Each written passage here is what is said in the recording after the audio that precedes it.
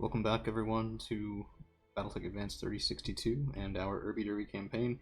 Today we're running a 3-skull battle mission for the Torium Concordat, and we're running a little bit leaner than we have as of late. Of course, that's still a little bit awkward to say with a King Crab in our midst, but usually we've been fielding 8 mechs, and well, I thought it would be interesting to sort of run a more traditional lance for just a moment, and well, see what we can do with that. So we do have 1 assault mech, 1 heavy mech, and 2 medium mechs leading the way.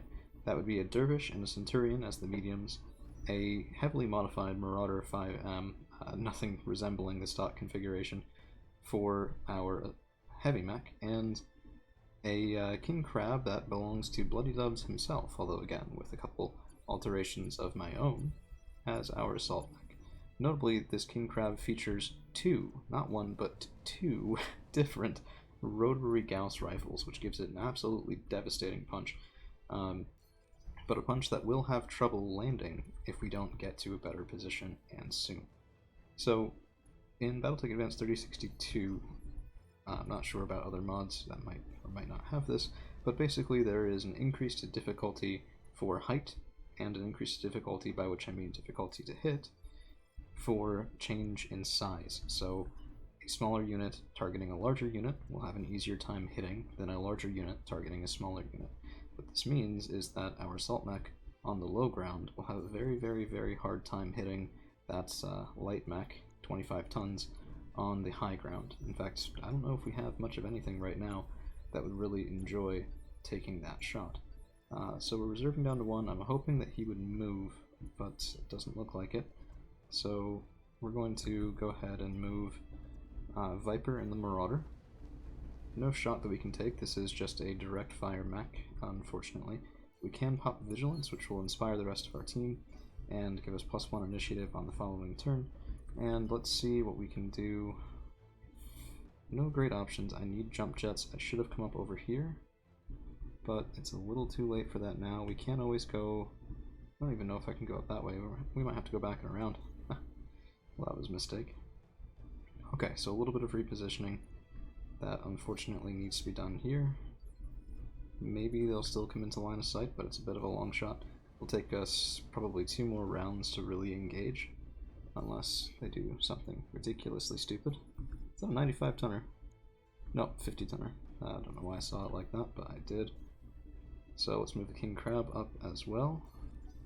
And there it is, it's a mongoose. He is coming over to us. That's kind of nice, I suppose. His turn to go again. If we're lucky, he will. And I say that, dagnabbit. I was hoping he'd run toward us a little bit, take a shot or 2, and we'd be able to get a nice sensor lock on him after his second movement, be able to, strip some of those evasion pips and get maybe a hit or 2 on the board later on. But as it is, our Centurion is just going to have to keep moving up and around. This is part of why, I strip off jump jets to save weight, but then I do tend to up-engine my mechs. And that's in part to... Oh, sensor scrambled. It's an interesting gun. Hay wires. Ooh. I wish I was taking this for the salvage instead of for, well, the sea bills, but alas, I'm feeling a little bit greedy today, so we did take it for the money. But that's in part to account for not having jump jets. It's also in part to ensure that we have good defensive mobility. Oof, those shots are way too quiet. Hold on. Let me fix that. We're going to our game settings, and yeah, getting louder sound effects. Hopefully that'll be good enough. We're getting just really quiet game sound. Not entirely sure why. Okay, well let's try, my apologies, my sound test went fine, but barely coming through now. Not really sure as to why. Well, those missiles sounded alright. Okay, I guess we can go from here. If the music on this is subpar, I will hopefully get it tuned for tomorrow. Oh, that depends, so we will see. I'll do my best.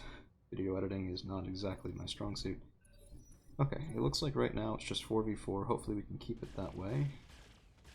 And those haywire large lasers firing in again. Thankfully no contact this time. 5 evasion pips on a Marauder is nothing too shabby. And we have of course marked that bombard with our C3 Master. 63% chance to hit. And we did land it last turn, so that is good. Mongoose coming up close and personal with a height advantage, firing down onto a larger target, and I'm not surprised that a couple of those medium lasers found their mark.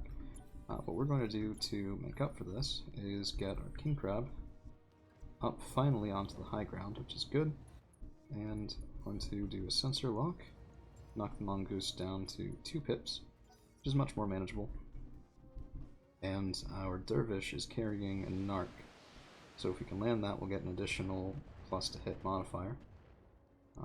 And hopefully from there we can sort of pound this guy away. So that'll be max, and I want... How do I not have line of sight? You're kidding me. Oh goodness gracious. One more turn and then we can punish this guy. But not until then, it looks like. Unless, I mean, the Centurion might be able to get there. He can go a little bit faster than the Dervish. But our Marauder is starting to get a little bit enveloped here. We have 2 coming at him from the front, and we have 1, admittedly a light mech, coming around the side. Okay, so we can't shoot at the Mongoose, but we can get fire on that persistent haywire laser bombard. Ultra AC5, 2 shots, 2 hits. That's what we like to see. Not bad at all. And what's the best decision here? That's 4 evasion pips. Actually, I think that'll do for right now. Seems a little bit weird. Was that a... what I think it is? That's Goliath. That's a quadruped mech. Okay, we're gonna go in and take this shot. I fired the improved binaries on split so that we could hopefully get some damage. Looks like right torso ripped off. Pilot injury. I was hoping for a leg, but I will take what I can get. And now the Dervish can get up here and follow up on that. We also did get a tag marked there. Let's go here, we'll do normal, target that leg if we can. Yeah, okay. 1 mech down. And that is why I really enjoy that Dervish. He does excellent work for us, which is, well, what I'm paying him to do. Pilot anyway, Ridgehound, been with us since the beginning of the campaign, and quite a reliable pilot, I do say so myself. Firing at the bombard here, we have, well, our full armament opening up, so let's go ahead. Yeah, and this Centurion design is one of my older designs. I've been using it for quite a while, although we did originally have an LBX AC10 there, and I've switched that out for an Ultra AC5. As I've said a couple times, I mention it so often because every time I see it, I'm not sure if I'm happy with it. But, I mean, I guess it's working alright for us right now, so why mess with it if it isn't broken? Now that we have a little bit of support up on the high ground, we can move up, and let's get the Marauder also shooting in. We'll go at split fire. I'll generally split fire mode when the accuracy is anything below about 70%, just to try and ensure some damage. Which here does look like a good idea, as we landed 2 out of 4 of those split core firing, split core shots. Not bad, not bad. Okay, so the King Crab finally getting into some sort of effective range. I don't think there's any point in doing a precision strike here. 88.7% chance to hit. We'll save it for one that's a little bit more risky. Fire away. That is very satisfying. Unfortunately, I don't think it's... I mean, it's effective, but it's not the most effective. Part of why that King Crab was so devastating against our team of mechs was because I put XL engines and everything, right? So it would have been a kill with the volley that I just had right there, but of course it wasn't, because our opposition, these pirates, can't afford XL engines. It actually kept them alive. One of those haywire larges lands in the Marauder, and that is getting really annoying to have to deal with. I was hoping we could have taken out the bombard this past turn, but no success there, unfortunately. And let's see how close. Yes. Hello, Dervish, my old friend. We're going to go with a haywire shot here, and I think we will do a precision strike to slow this guy down and to take careful aim with that leg, because our pilot has the ability that allows him to take a called shot at a particular location. That is how precision strikes work in the vanilla game, but it's not how they work in BTA 3062 because, well, simply put, that ability is devastatingly powerful. You can still get to it, you just have to put in a little bit of work, which I think was probably the mod creator's intention when he changed that called shot method. And this swings both ways as well, so when the AI uses called shots, they can't do quite as much to us either. They do land a kick there, which is going to be a bit of an issue as our Centurion will lose his evasive, taking a significant amount of fire from that Ostrok. Not exactly what I'd hoped for right before this Goliath moves. He is armed with the PPC double LRM-10, so not the most deadly build, but far from, well, what you'd like to have coming your way. We are going to, however, take a called shot at the exposed rear of that Ostrok he's so kindly put back there for us. That's disappointing. I was hoping we'd get an engine kill. Let's see where we shot. Yeah, okay. We almost tore off that left torso. No dice.